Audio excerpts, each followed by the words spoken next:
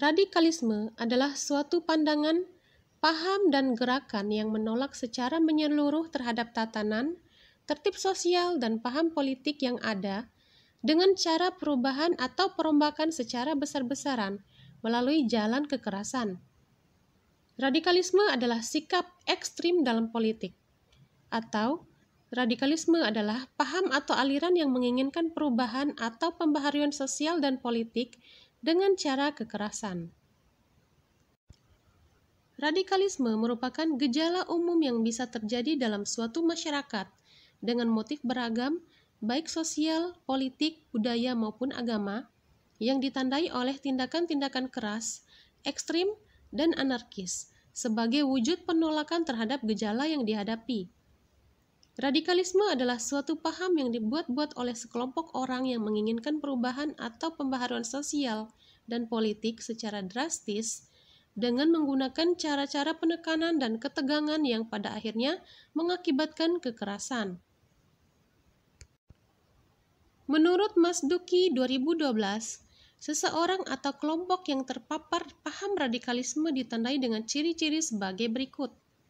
1. Mengklaim kebenaran tunggal dan menyesatkan kelompok lain yang tak sependapat.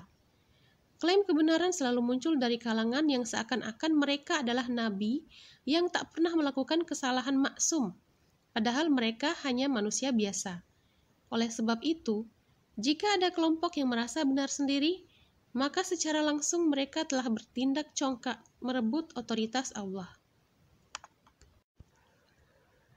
2. Pilihan dalam beragama yang tidak pada tempatnya. Dalam berdakwah, mereka mengesampingkan metode gradual yang digunakan oleh Nabi, sehingga dakwah mereka justru membuat umat Islam yang masih awam merasa ketakutan dan keberatan. Kasar dalam berinteraksi, keras dalam berbicara, dan emosional dalam berdakwah. Ciri-ciri dakwah seperti ini sangat bertolak belakang dengan kesantunan dan kelembutan dakwah Nabi. 3. Kelompok radikal mudah berburuk sangka kepada orang lain di luar golongannya. Mereka senantiasa memandang orang lain hanya dari aspek negatifnya dan mengabaikan aspek positifnya. Berburuk sangka adalah bentuk sikap merendahkan orang lain. Kelompok radikal lebih sering tampak merasa suci dan menganggap kelompok lain sebagai ahli bid'ah dan sesat. 4. Mudah mengkafirkan orang lain yang berbeda pendapat.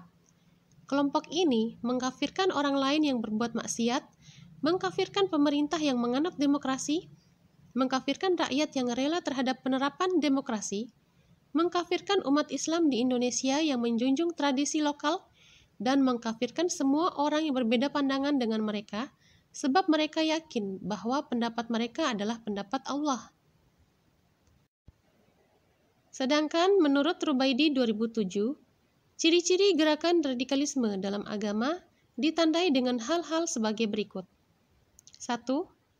Menjadikan Islam sebagai ideologi final dalam mengatur kehidupan individual dan juga politik ketatanegaraan. 2. Nilai-nilai Islam yang dianut mengadopsi sumbernya di Timur Tengah secara apa adanya tanpa mempertimbangkan perkembangan sosial dan politik. Ketika Al-Quran dan hadis hadir di muka bumi ini dengan realitas lokal kekinian. 3. Karena perhatian lebih terfokus pada teks Al-Quran dan hadis, maka purifikasi ini sangat berhati-hati untuk menerima segala budaya non-asal Islam, budaya Timur Tengah, termasuk berhati-hati menerima tradisi lokal karena khawatir mencampuri Islam dengan bid'ah. 4. Menolak ideologi non-Timur Tengah, termasuk ideologi Barat, seperti demokrasi, sekularisme, dan liberalisme. Sekali lagi, segala peraturan yang ditetapkan harus merujuk pada Al-Quran dan hadis. 5. Gerakan kelompok ini lebih berseberangan dengan masyarakat luas termasuk pemerintah.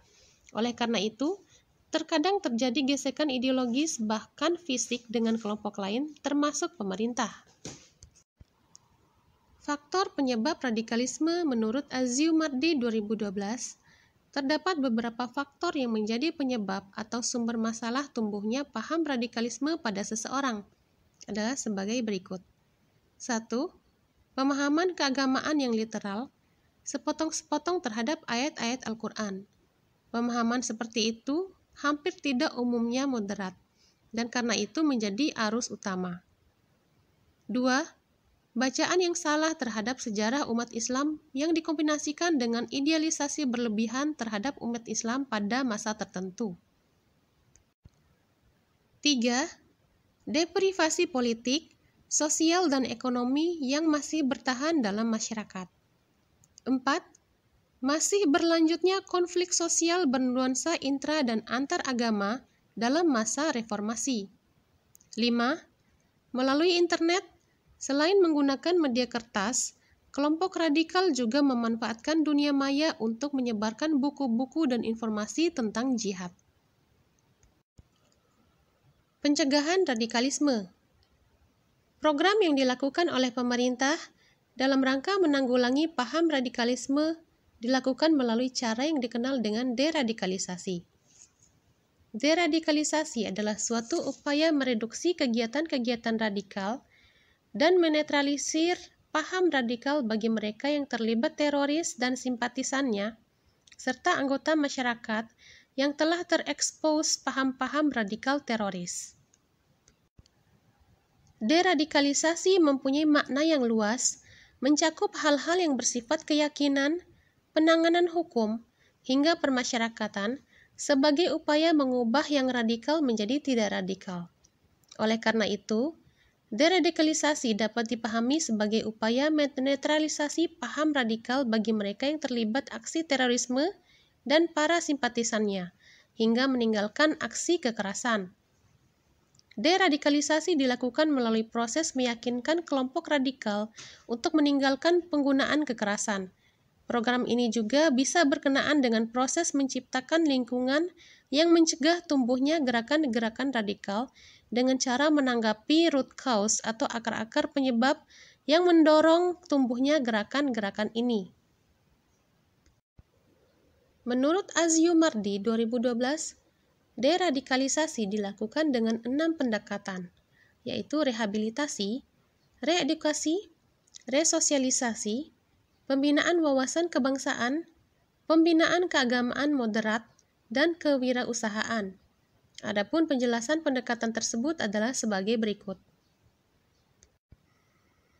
Rehabilitasi. Program rehabilitasi dilakukan dengan 2 cara, yaitu 1. Pembinaan kemandirian untuk melatih dan membina para mantan napi, mempersiapkan keterampilan dan keahlian, serta 2. Pembinaan kepribadian untuk melakukan pendekatan dengan berdialog kepada para napi teroris, agar mindset mereka bisa diluruskan serta memiliki pemahaman yang komprehensif, serta dapat menerima pihak yang berbeda dengan mereka. Proses rehabilitasi dilakukan bekerjasama dengan berbagai pihak seperti polisi, lembaga permasyarakatan, Kementerian Agama, ormas, dan lain sebagainya. Diharapkan program ini akan memberikan bekal bagi mereka dalam menjalani kehidupan setelah keluar dari lembaga permasyarakatan. Reedukasi adalah penangkalan dengan mengajarkan pencerahan kepada masyarakat tentang paham radikal, sehingga tidak berkembangnya paham tersebut.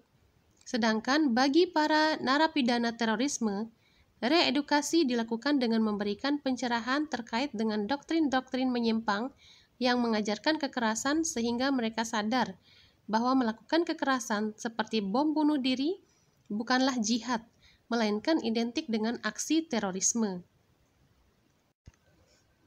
Resosialisasi adalah program yang dilakukan dengan cara membimbing mantan narapidana dan narapidana teroris dalam bersosialisasi, berbaur, dan menyatu dengan masyarakat. Deradikalisasi juga dilakukan melalui jalur pendidikan dengan melibatkan perguruan tinggi melalui serangkaian kegiatan seperti public lecture, workshop, dan lainnya. Mahasiswa diajak untuk berpikir kritis dan memperkuat nasionalisme sehingga tidak mudah menerima doktrin yang destruktif. Pembinaan wawasan kebangsaan adalah memodernisasi paham kekerasan dengan memberikan pemahaman nasionalisme kenegaraan dan kebangsaan Indonesia. Pembinaan keagamaan adalah rangkaian kegiatan bimbingan keagamaan kepada mereka agar memiliki pemahaman keagamaan yang inklusif, damai, dan toleran. Pendekatan kewirausahaan dengan memberikan pelatihan dan modal usaha agar dapat mandiri dan tidak mengembangkan paham kekerasan. Kewirausahaan memiliki peran yang besar dalam pelaksanaan deradikalisasi. Dunia usaha mampu menciptakan lapangan kerja, mengurangi pengangguran, meningkatkan pendapatan masyarakat, dan meningkatkan produktivitas. Selain itu, dunia usaha juga memiliki peranan penting untuk menjadikan masyarakat lebih kreatif dan mandiri. Adapun contoh radikalisme adalah pada tahun 2015 ditemukan radikalisme dalam buku Pendidikan Agama dan Budi Pekerti kelas 11, sekarang sudah ditarik dari peredaran, yaitu kalimat apabila tidak menyembah Allah Subhanahu wa Ta'ala, boleh dibunuh. Tentu saja kalimat ini merupakan radikalisme, karena menginginkan cara kekerasan dalam melakukan suatu perubahan. Contoh lainnya yaitu, seorang anak menolak masuk ke sekolah menengah atas swasta, yang menurut orang tuanya adalah sekolah favorit di kotanya. Meski orang tuanya sudah membayar belasan juta agar anaknya dapat sekolah tersebut, anak tersebut sangat pintar tetapi fasilitas sekolah tersebut menuntut biaya yang besar. Tetapi anak itu tetap menolak, selalu menangis dan bahkan mogok makan. Ketika diajak bicara baik-baik, alasan anak tersebut tidak mau masuk sekolah, yaitu sekolah itu adalah sekolah kafir. Radikalisme sering ditemui pada hal-hal yang terkait dengan ras, suku, dan agama. Oleh karena itu, kita harus menghapus radikalisme dengan tegas agar kesatuan dan persatuan bangsa tetap terjaga.